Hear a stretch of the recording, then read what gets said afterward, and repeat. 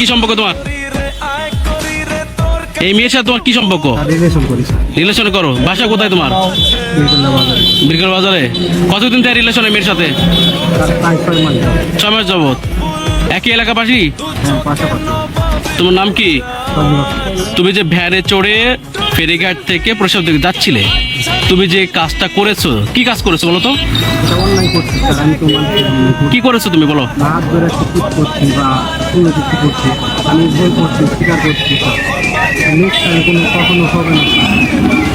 তাহলে একটা তুমি এসের সাথে কতদিন সম্পর্ক তোমার? 6 মাস। কিভাবে চেনো তুমি? তোমার পছন্দ হচ্ছে বিয়ে করবা, তুমি রাস্তায় যে কাজটা করলে এটা কি ঠিক করেছো?